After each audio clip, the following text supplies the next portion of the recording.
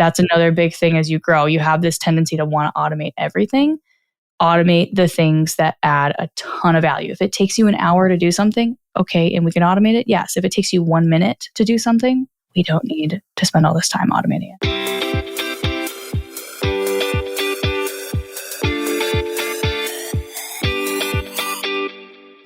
Hey, it's Renee. Welcome to the Into the Wild Show, the podcast for women who want to build incredible mental strength to level up their business and lifestyle. I'm Renee Warren, the founder of We Wild Women, author, speaker, award-winning entrepreneur, and your host. Together, we will make you unapologetic about shining your light, growing your business, and turning you into a wildly confident and successful leader. This is for you, the visionary, the go-getter, the entrepreneur, and for those that need a real kick in the butt to get going and to dream bigger. Each week, I bring in leading experts and entrepreneurs to help you take leaps in the right direction, because I know the best advice comes from someone who has successfully done it before. So, are you ready to level up? Welcome to Into the Wild. Hey, you wild women. My next guest is an entrepreneur whose passion for automation and efficiency has driven her to success. With her experience in marketing and technology automation, she has spent almost her entire career helping Fortune 5,000 companies design systems that save employees time.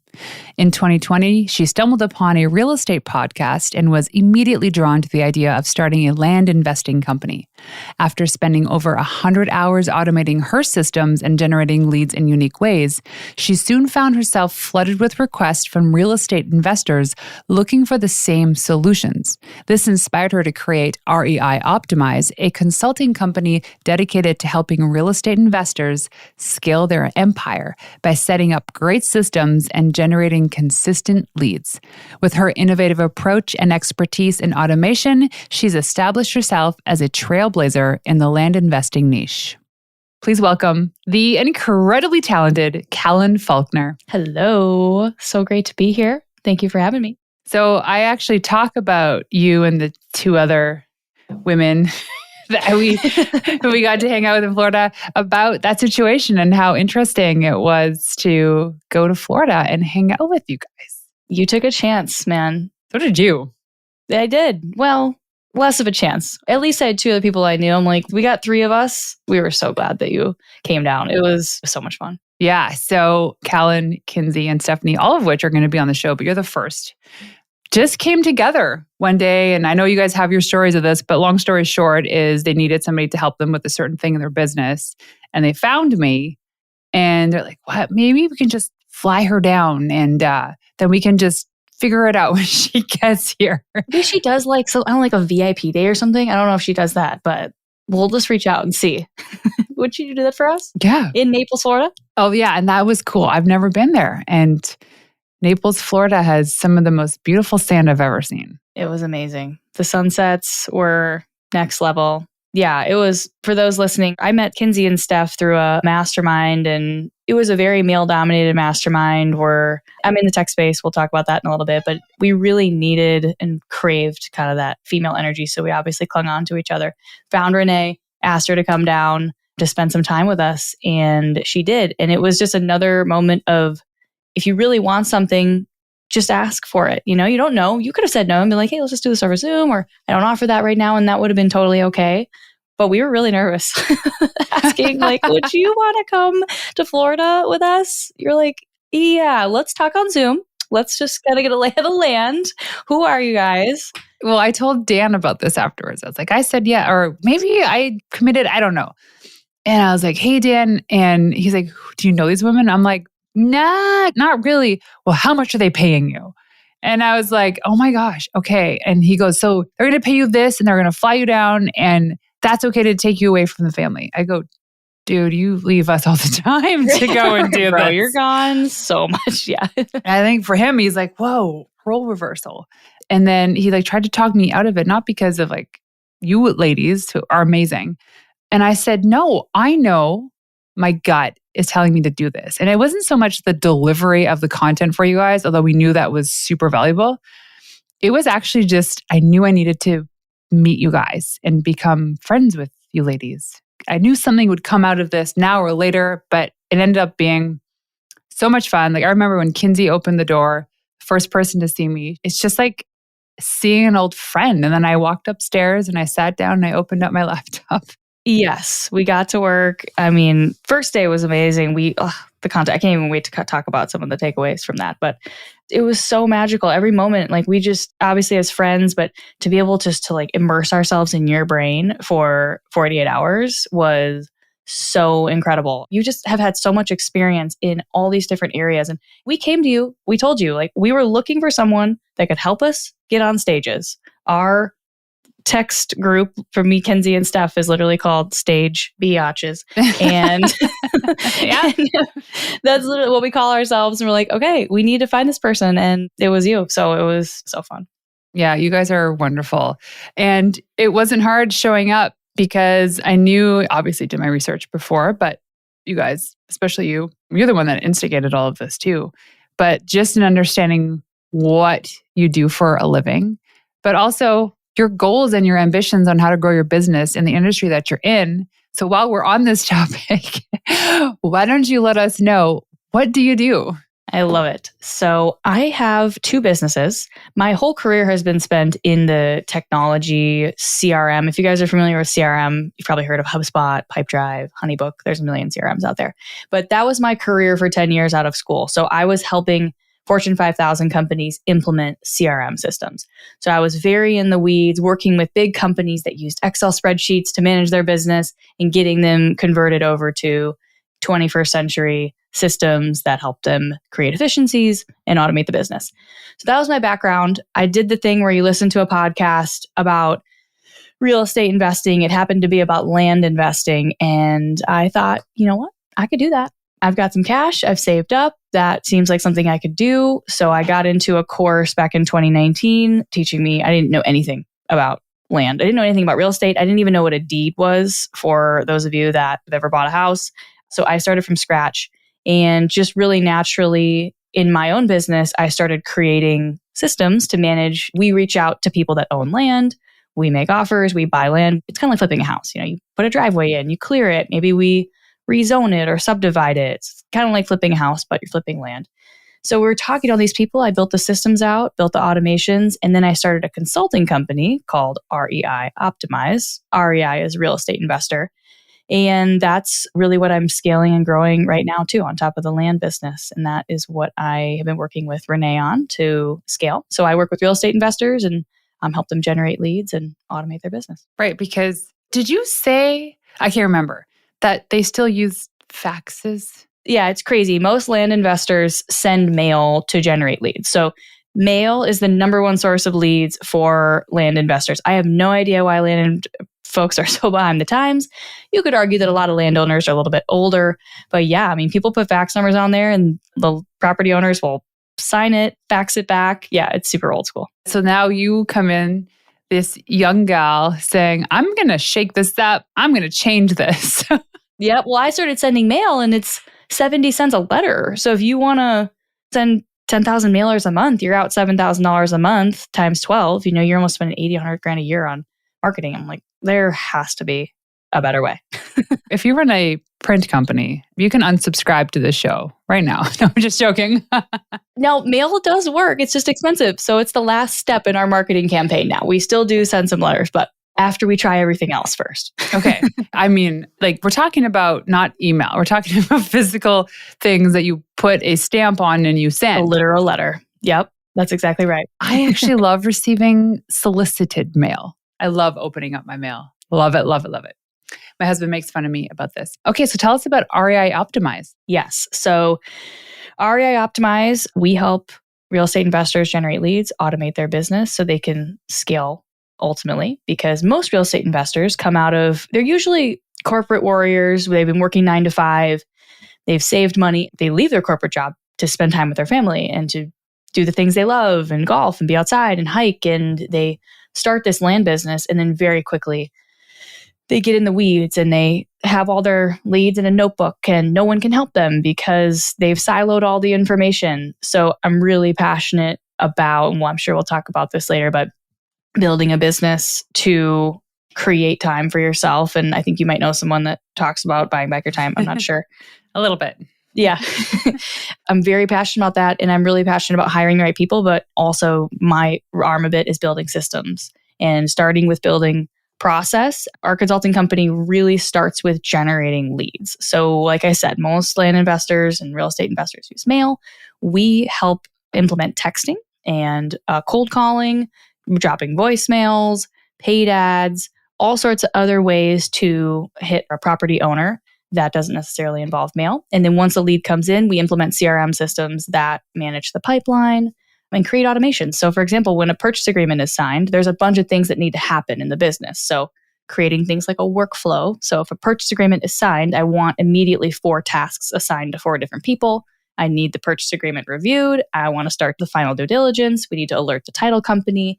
So it's really just making sure the wheel is spinning and spinning without me having to be involved. So you essentially expedite the process then? Yes, totally. And it's like we all know that these things need to happen, but this tool just allows them to happen a lot faster and ultimately without us even to touch it, because there's 2 ways to automate something. You can automate something with a person, and a lot of what you guys talk about is hiring a VA, hiring an assistant. And in my world, I'm like, can we see if the technology can actually do it for us? So for example, if somebody ghosts you in your business, let's say you've been working with someone, it's a lead and they ghost you, they should go on a ghosted follow-up sequence. They should be getting a text, an email, maybe a call every week for, I don't want to overwhelm them, but maybe for 4 weeks just to be touching base. The system can do that for you. You don't have to hire a salesperson to do those little touches. Maybe the call, but the text and the email, those can be totally automated. You can also use AI for the call. Hi, this is Callan calling to chat with you. I'm actually doing a boot camp the end of June about ringless voicemail. So you totally can automate a voicemail dropped on someone's phone. So it doesn't ring, it just drops the voicemail. And you could just say, hey, it's Callan, just checking in. Hope all's well. Haven't talked in a little bit with you. Just wanted to check in. Just shoot me a text. Would love to catch up with you and see what's going on and catch up. So we could put that into a follow-up sequence. It's great for a property owner or a seller. If we sent up a proposal, maybe they said like, hey, now's not a good time. Maybe touch base with me in a couple weeks. I can put them on a seller ghosted drip and just make sure they're getting touch base with, and a voicemail is a good way to do it. This stuff, was any of these touch points happening prior to this automation? Well, it's funny you ask. Kind of. Like I had expectations. Like I said, okay, if somebody ghosts you, which means that you've tried to call, text, email 3 times and they are not responding, you need to call, text, email. You need to move it to a weekly cadence. I had all that documented, but the problem is that I was the one documenting it. I think that was my first mistake, and I've learned a lot about process. It should be them telling me, hey, what should happen when somebody ghosts you? So they own that process. So number one, that was my mistake. I'm just telling them what to do. They weren't really doing it. It's so much more fun to generate new leads than it is to follow up with your old leads. Oh my gosh. Total like inject a PR thing here with this too. It's people get more excited on the number of pitches versus the number of follow-ups. And I can say that I get just as many yeses from a follow-up than I do original pitch, maybe even more. So we discount the follow-up. Yes, your follow-ups are genius. And they always add a little bit of value. And most of the time, like I say this all the time, my mom will text me and I'll forget to respond. And it's like my mom. I mean, imagine if someone was reaching out for a random thing, like to be on your podcast. I mean, they get so many emails every day. People appreciate it. Like, hey, just popping this back up. No rush on it. Saw this, and that. Cool. Great. Thank you. Honestly, thank you for putting this back in my inbox. Yeah. And like, if they don't want to hear from you, they'll unsubscribe. Just tell me no. Make it easy for them to say no. No worries. No problem. It's never a no until they say no. And then even then it's no optional. No optional. It's no optional. We say that in our business all the time, especially when we're coaching real estate investors on asking property owners if they'd be willing to sell. If they say no, I'll never take no for an answer. I'll say, hey, do you mind if I reach out in 6 to 12 months to see if anything has changed? I would say 75% of the time they say, sure, cool, okay, put them 6 months down the line. We'll send you an email then. So I just had somebody that was such a close, almost yes to a VIP day. And I just raised my price 12 hours ago. And she said no to a price that was 2 prices ago. So there's an opportunity here. Maybe if you want to just show us how whip smart you are, What do you think I should do? Oh, I would 100% say, hey, I think you would be so perfect for this. And I know that I would add value. I just want to let you know that I've had a lot of interest recently and I am going through a price increase. We are increasing to X on X date, and we actually already have increased to X, but I would be happy to grandfather you into this old price if you'd be willing to make a decision in the next couple days. And I totally understand if that's not something you're interested in. Yeah, I love it, right? Because it's like, I'm going to honor where we were in the conversation back then. I love that. It's so funny because maybe especially for women, I don't want to call us all out, but we're so afraid to just ask for the sale. Like I have friends who I sold this to because I have such faith and conviction in the work that I do. Of course, I want to see my friends succeed, but I'm not doing it for free. Kinsey and Steph, and we talked about this a lot in Naples, this, I don't even know what to call it, money mindset, money, something, price, whatever, delivering this number. I charge for this texting program that I take my clients through $10,000 up front, and they pay me another 10 once they've made 20. So they've actually seen 20,000 of profit come into their bank account.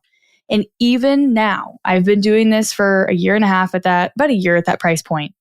I get like a pit in my stomach when I am delivering that number. And I try to gloss over it. I try to send them the scope beforehand. I try to do everything I possibly can to not say the number, even though I know there's never been a client that hasn't totally made their money and so much more. And then any business coach would say, well, if nobody's actually questioning the price, then we put it up. Like even with me, initially it was like 2,500, then it was 3,500, then it was 4,000, and then it was like 4,200. And for some reason I couldn't bring it to 5,000. And finally it was like 5,000. No one's questioned it.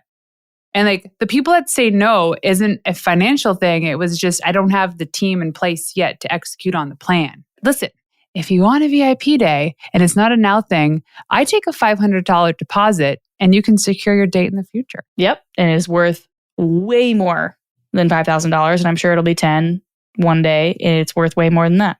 Because think about it, even for me, I get booked on one podcast and I get one lead. I've made $20,000. Boom. I love it. System works. Your system works. The automation. So people are not only buying back their time, they're following up in methods that they probably never envisioned. And it removes the human error from the equation as well. It does. And just the brain power, like the brain energy of remembering, like, oh, I got to follow up with her next week and this. And even if it's in notebooks, like it still takes up space. And I say this a lot, but the brain is not supposed to be a storage tool. It's supposed to be a processing tool. And the more stuff you put in there, the slower your processing becomes. And you just become a slower thinker if you have all that stuff stored in your brain. Wait till you're a mom. I can't. Well, I can wait, actually. We were just talking about that before. I can't wait. It's going to be so fun. You need an external drive. I just wish I could unplug that part of the brain. All the tabs are open. I don't even know where the music's coming from, but something's playing music. That's a day in my life. I don't know what thoughts I'm having and where this came from, but they're in there. Okay, so what you do for real estate investors, planned investors, it's still applicable to business. So what kind of systems should we be planning in business? Yeah, let's talk about it. So there's some main ones. And if you are a solopreneur right now and you're working on your own, you do not need to implement all these on day one. And there is often a feeling and a desire to get all of these things right when it's only you. I cannot recommend enough waiting until you have one other person working for you so you can work with them to get something put together. If you just start building all these systems out and hire someone in, they're going to have ideas. They're going to say, I don't like the way this is. So it really happens over time. In the beginning, let's just say you start as this single person, you're going to need somewhere to store your tasks. And honestly, it's more of a task system of what needs to be done when. I really like Todoist is a very easy task management tool. There are some really basic project management tools like Asana or ClickUp. I currently use a tool called Notion. That's kind of my task notes project management tool, but just somewhere where I actually write a lot. I write in my Remarkable. I kind of get it out by writing, but then the things that I need to actually do at some point go into some sort of digital task management tool. Becomes even more important when you have a team so that everyone's held accountable. This is due this date. It's related to this project. So down the line, you can make it more advanced, but you really need some sort of task management tool. And most of the folks that I'm talking to need some sort of CRM. So a CRM is a lead management tool. You've got leads. So those are folks that are potential clients. You have actual clients. And that's really the tool where you're doing a lot of this follow-up work. You're managing your pipeline. Your pipeline is kind of all the people that are maybes. You have a pipeline for your VIP day? Working on it. I just showed you my Post-it note wall. I sure did. I didn't know if that was the final product or if it starts on the wall. We don't have a fax machine, but we're starting with Post-it notes on the wall. Great. And honestly, if it's just you, I know you have a team, so I would highly recommend. I use a tool called Keep. It's KEAP. I like that tool, because when you sign up, you get, I think it's about 4 or 5 hours of one-on-one time with a customer success rep. And all the technology is pretty much the same, right? Like there's Pipedrive, there's Close.io. For my land business, I use a CRM called Fresh Sales. They're all very similar, but the real magic happens when you actually understand how to use it and how to create a workflow. So for example, in Keep, they have a very easy workflow builder. So you could have a form. And then when the form is filled out, let's say a lead form on my website. It's like, contact us. Okay, when that form is filled out, they immediately get an email and they immediately get a text message. And then I drive them to download some things. If they download that thing, then they get tagged with lead magnet downloaded and they stops the automation. I'm going a little fast, but you can kind of understand this taking them down the flow. But if they take an action, we stop. Very easy to create in Keep. They have a nice marketing tool. So that's kind of the CRM. And then it also has a nice pipeline manager. So all those Post-it notes of your maybes, maybe you're waiting for contract to be signed for some of those people. A great thing for you would be probably integrating with like a Panda Doc or some sort of contract signing tool. So that kind of helps with your flow. And then some sort of notes management tool. So I use Notion. There's a book called Building a Second Brain by Tiago Forte. I read that. And when I say read, it's like skim. Okay. I'm not like reading every word. Just skim the book. You'll get the basics of it. But he really talks about the importance of writing everything down and having it in its place. So when you're cooking, they kind of call it like mise en place. Like things just need to be where they're supposed to be. Mise en place. There you go. Is that French? Mise en place. It's French. Yes. In its place. Oh, it is. Okay, great. Perfect. See, you can't use these words when you're talking to someone that speaks fluent French. There you go. That's what I feel like with my notes tool. So I'll take a lot of handwritten notes, but if it needs to be stored forever, it goes into Notion. And I have different notebooks for personal, professional, recipes, health, like all the different things that we're doing. And then some sort of accounting tool. I use QuickBooks. Keep it easy. Don't overcomplicate it. You don't need things to always be automated. It doesn't need to perfectly be automated when they sign the agreement to getting it in QuickBooks. That's another big thing as you grow. You have this tendency to want to automate everything. Automate the things that add a ton of value. If it takes you an hour to do something, okay, and we can automate it, yes. If it takes you 1 minute to do something, we don't need to spend all this time automating it. Okay, you wild thing, you can throw out that scruffy media pitch now. No more poring over bland pitches, wasting countless hours trying to piece your story together, wondering where to send it and who will even care. You know that landing media coverage is the number one way to claim your seat at the table, and you're savvy enough to know it's time to bring in an expert. That's why we've created a system to take the guessing game of PR off your plate. One day, one investment, all the value. Get your PR strategy in hand sooner with our VIP days. It's strategy over breakfast and PR ready by dinner.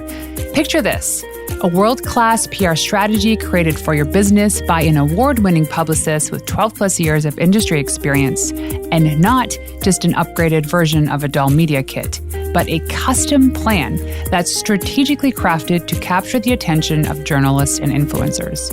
No fill-in-the-blank, bare-bone type templates. Just a detailed roadmap to move your brand forward without the agency price. And this isn't a course. Here's exactly what you'll walk away with.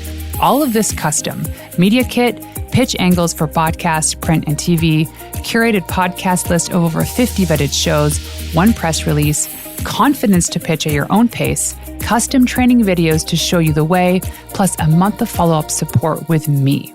If you want in to this amazing VIP day, simply go to wewildwomen.com/VIP day to either fill in the application if you're ready to do it or schedule a call if you want more. That's wewildwomen.com/VIP day.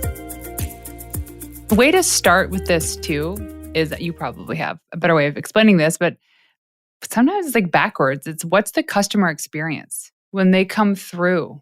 Because I mean, and I've said this before on my show, is that I get a ton of compliments, especially from people that are into like optimization and automations and procedures. They compliment what the process is, the experience is to be a guest on my show. Oh, it's so true. Because the email that I send to invite you is a Gmail template. The only thing I change is your name. And say, hey, Callan, you're receiving this email because you're invited to be a guest on the Into the Wild show. I need this and this. And by the way, here's what's going to happen. And while you're waiting, tune into a couple episodes. You have all the information. So then you do the intake form and you book the call. When you book the call, it goes through Calendly, which asks the questions, and that's all automated. I still find it fascinating when people are like, oh, I don't know how to join the call. I don't know.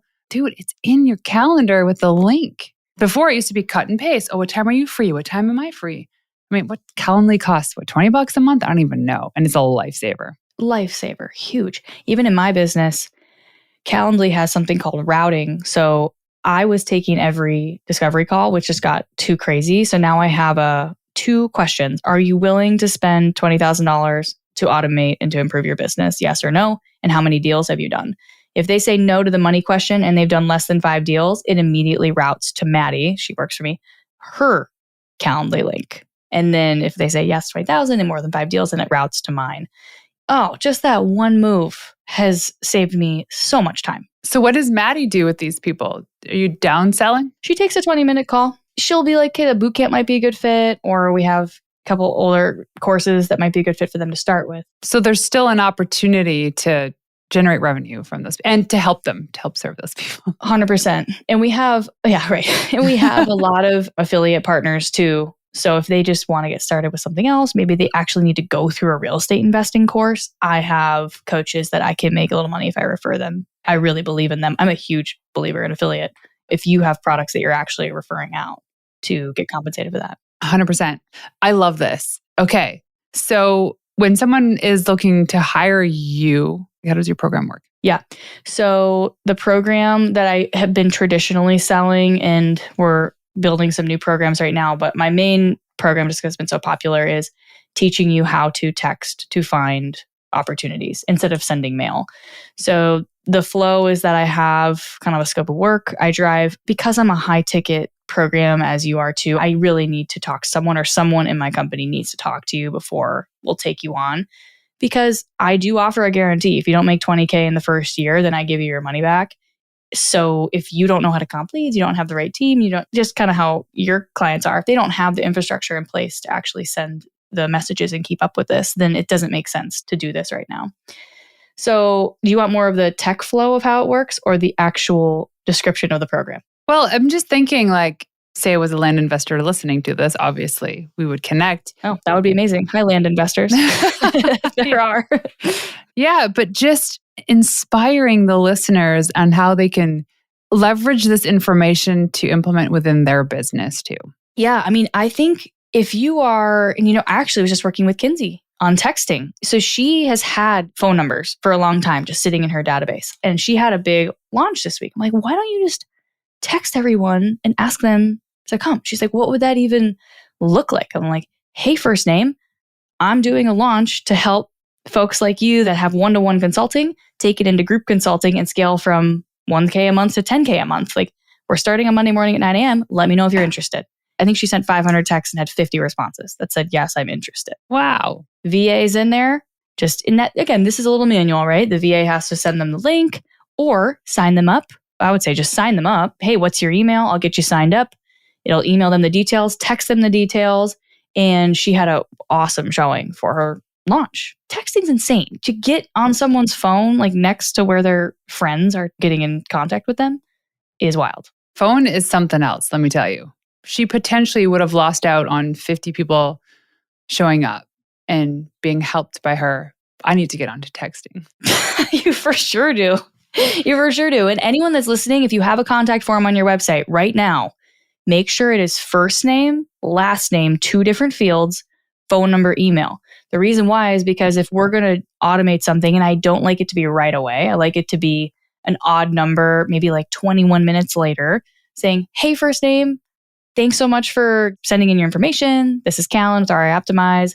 Here's a couple things that are coming up. Would love to have you there.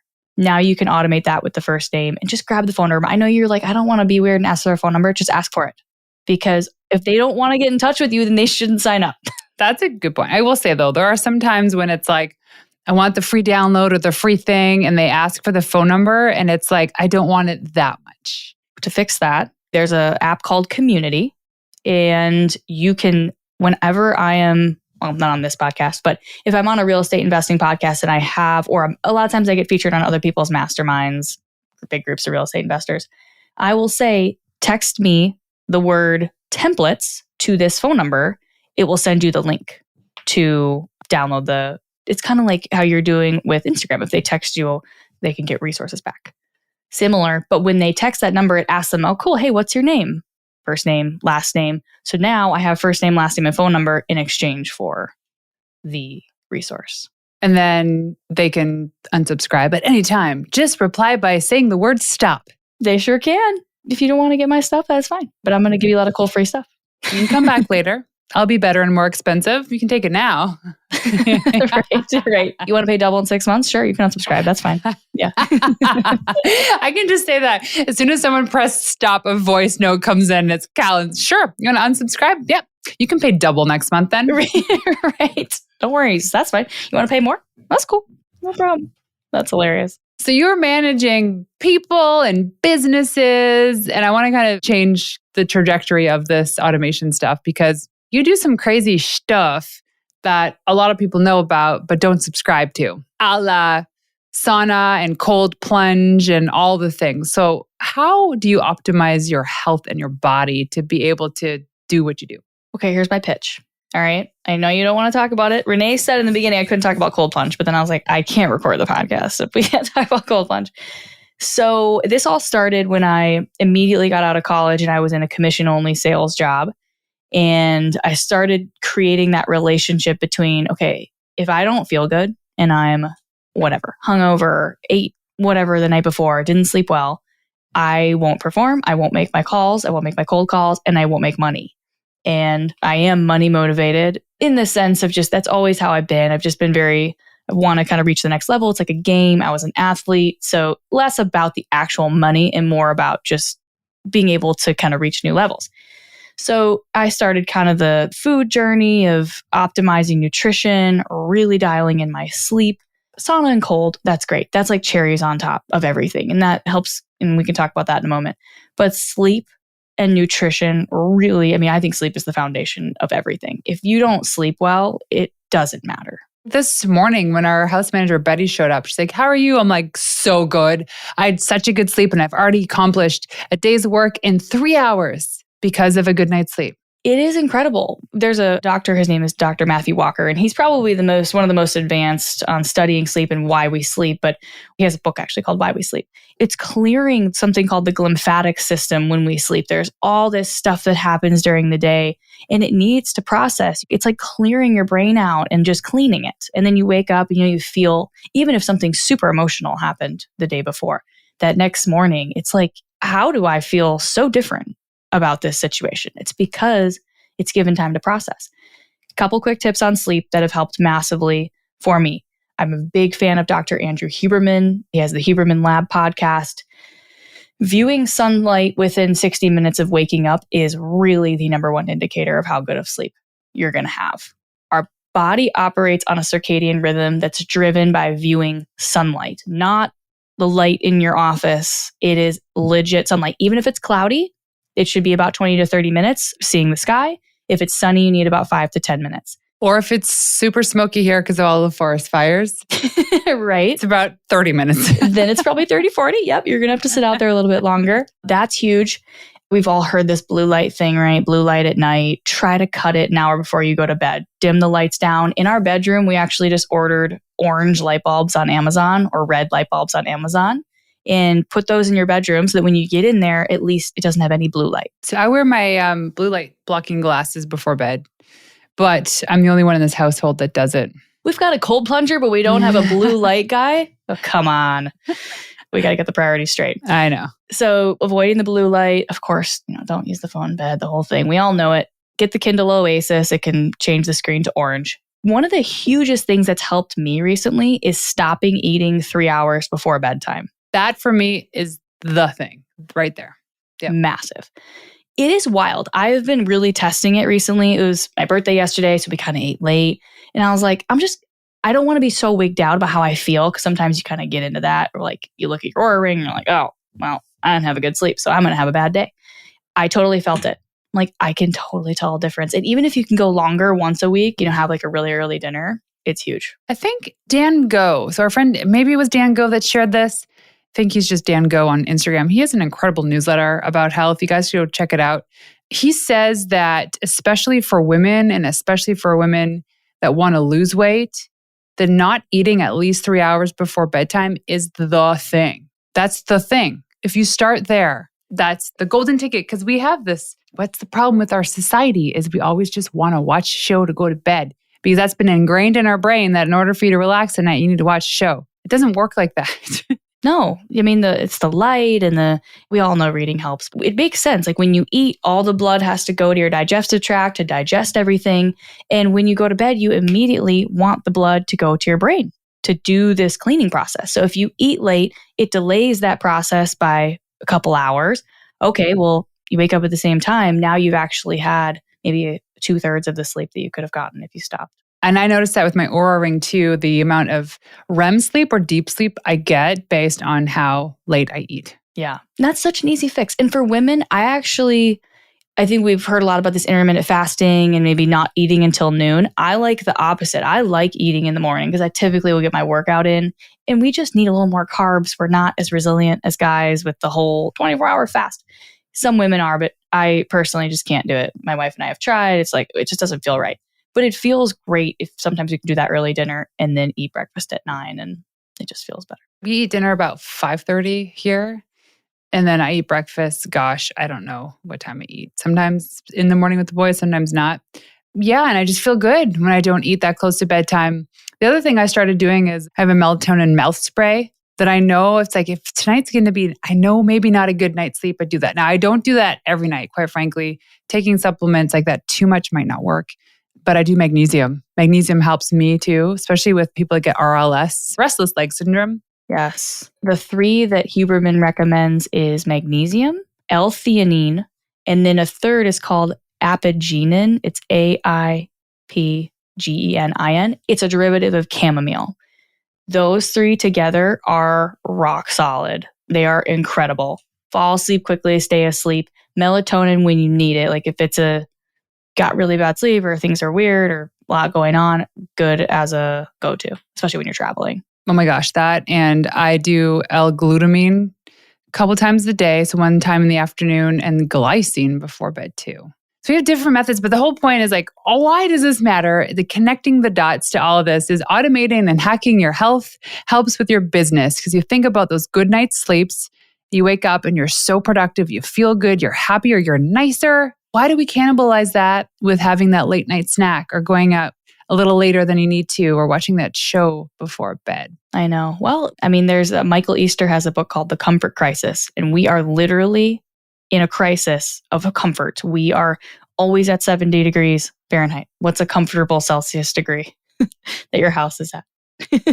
19. Great. You're always at 19 Celsius. Yeah. Just whatever we want. We're hungry. We eat immediately. When's the last time you were like actually super hungry? Maybe if you were working all day, but it's rare. Right now. Oh, I'm hungry right now. Okay, good. Well, that's great. You're getting into an uncomfortable place. That's amazing, Renee. Congratulations. That's so true. We always do this. We always just want to be comfortable. Yeah. And that's hurting us. I get it. Because you know what it also does? I want to say the word cannibalizes. It's my word for today. If you're always comfortable, the good things only feel good. They never feel great. But if you can allow yourself to get uncomfortable, the good things feel great because you have that anchor and you have that polarity between something that is cold or too hot or too fast versus something that is actually supposed to be great. Yes. All of our ancestors were uncomfortable constantly. They were either too cold, too hot, too wet. It was pouring rain, whatever, snowing. They didn't eat. They couldn't hunt. And our body, that's actually how the endorphins that we create, the dopamine, the serotonin, we operate because of that discomfort. When you get into the sauna and you get, they call them heat shock proteins, and this happens when you work out hard and you're sweating and you're hot, you release something called dynorphin into your body. And dynorphin, once it goes and it clings into the different receptors in your brain, actually makes your endorphins more powerful. So you feel dopamine more, you feel the serotonin more, versus if you were just living normally and it's just kind of dulled out. Working out, when you feel that endorphin high, that's what's happening. You release dynorphin and now you feel your endorphins more than you did before. I love CrossFit so much. It's amazing. It's the best. It's the one thing that really just like shakes me up, and it sucks. It's painful when I show up. It's that time between after you're done warming up and the minute before the actual workout starts. And I'm like, I can escape right now.